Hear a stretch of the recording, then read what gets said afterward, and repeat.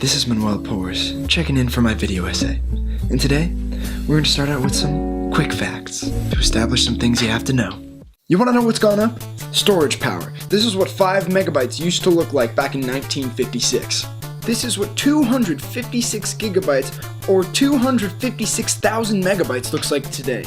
Just $70 for a 51,200% increase. What else has gone up?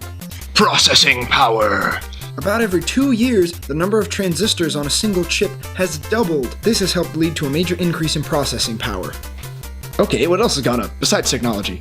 Budgets. In 1982, E.T. the Extraterrestrial was made for $22 million on the Atari. Adjusted for inflation, that's about $56 million in today's money.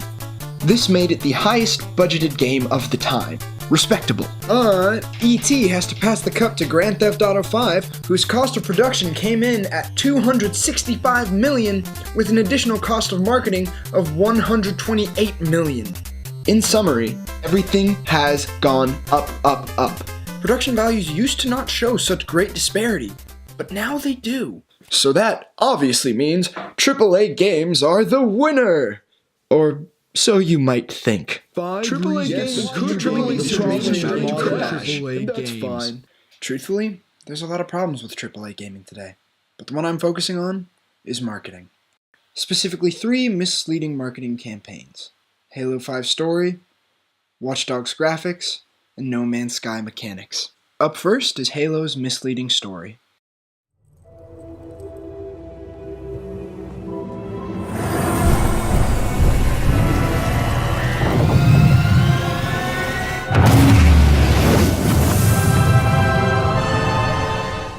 This screen cap well summarizes how some people felt after the actual game was released. The marketing campaign had multiple misleading cutscenes.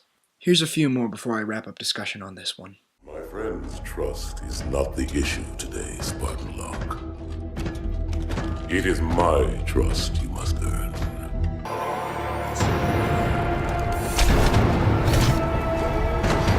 You've completed your mission, Spartan Locke. Save us all. But now, The problem here is that the Halo 5 franchise thrives off of its story. So when this game was marketed, they had scenes as if there was going to be a choice for the players. They also included multiple cutscenes that weren't even in the game. This caused a lot of anger among fans, and with good reason. Without story, the Halo universe is just another shooter game. What was sold to them was different than what they bought. After discovering this, players were feeling this missing cutscene pretty well. I do not trust you. Up next, it's time to look at Watch Dogs and their misleading graphics. On screen now, you'll see a comparison between the graphics of the E3 2012 trailer and the final PC release. I would like to note that both are beautiful, but the E3 2012 version is very different than what was released on the PC. This caused some anger among those who purchased it on PC, as they felt misled with what they were buying. They were promised graphics that were different than what they ended up receiving. In response to the outrage, Ubisoft released this statement. The PC version does indeed contain some old, unused render settings that were deactivated for a variety of reasons, including possible impacts on visual fidelity, stability, performance, and overall gameplay quality. That's not a crazy problem to have. The main issue here is that nobody knew that before the game was actually released to the public.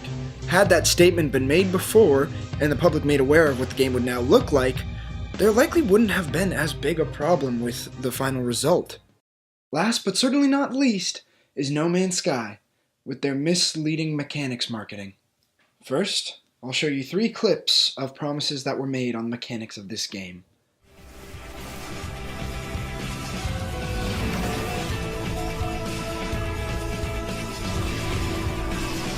Can you run into other people, other players on the game?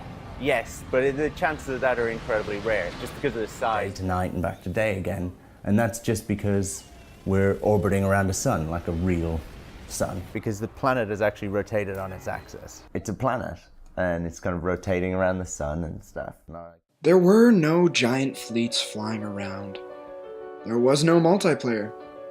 There weren't any realistic planetary physics. This caused a lot of frustration and anger from the gaming community. These were a product of a marketing campaign that promised too much and the developers simply couldn't deliver on it. I again want to point out this is a beautiful game in some aspects and well done, but we can't ignore that there were promises made in the marketing of this game that were not followed through on and that nobody knew about before buying the game.